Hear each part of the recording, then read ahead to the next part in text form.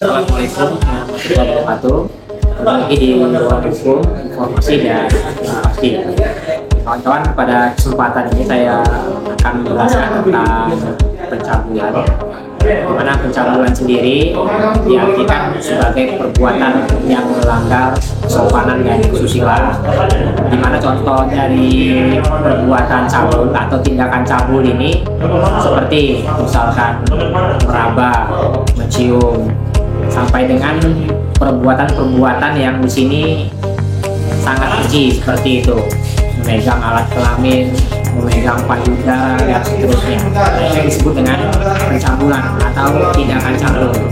Dan kawan-kawan, pencabulan ini sendiri di dalam KUHP ini masuk di dalam pasal 289 KUHP, yang artinya barang siapa dengan kekerasan atau ancaman kekerasan memaksa seorang untuk melakukan atau membiarkan dilakukan perbuatan cabul, diancam karena melakukan perbuatan yang menyerang kehormatan kesusilaan, diancam pidana penjara maksimal 9 tahun.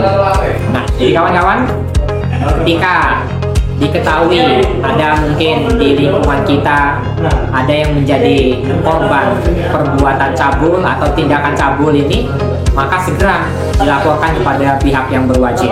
Artinya apa? Dari perbuatan-perbuatan tersebut ada kekerasan ancaman ketika seorang pelaku itu mau melakukan hal-hal tidak senonoh yang seperti saya sampaikan tadi, baik itu mencium, ya kan, memegang kelamin, payudara dan lain-lainnya. Ketika itu ada ancaman dan di situ ada kekerasan dari pelaku tersebut pada korban, nah itu masuk dalam kategori ya pencabulan seperti itu. Dan biasanya juga di sini ada pengertian juga, apakah pencabulan dan pemerkosaan itu sama atau beda seperti itu. Ini sering ditanyakan juga oleh masyarakat. Jadi pencabulan dan pemerkosaan itu beda. Bedanya ada di dalam tindakan. Kalau misalkan pencabulan itu melakukan hal-hal yang tidak senonoh, tadi yang disampaikan hanya memegang-megang saja seperti itu dengan ancaman ya, di sini dengan kekerasan seperti itu. Nah, tetapi kalau pemerkosaan di sini dengan tindakan melakukan hubungan seksual. Nah, itu perbedaannya antara pelaku yang memaksa untuk berhubungan seksual. Nah, sampai itu dilakukannya, maka itu masuk dalam kategori pemerkosaan. Nah, itu diatur juga di dalam KUHP. Kalau terkait masalah pemerkosaan itu diatur dalam pasal 285 Kitab Undang-Undang Hukum Pidana. Barang siapa dengan kekerasan atau ancaman kekerasan memaksa seorang wanita bersetubuh dengan dia di luar perkawinan dapat diancam pidana penjara maksimal 12 tahun. Nah, jadi tadi pemerkosaan ancaman pidananya lebih lama daripada pencabulan.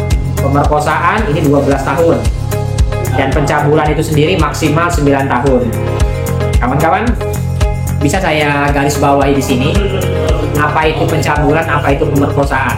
Jadi kawan-kawan, bisa saya simpulkan antara pencabulan dan pemerkosaan sendiri ini perbedaannya dari tindakan. Kalau pemerkosaan itu berdasarkan tindakan persetubuhan dan pencabulan itu merupakan tindakan cabul seperti itu. Nah, ini jadi hal yang berbeda antara pencabulan dan pemerkosaan itu sendiri.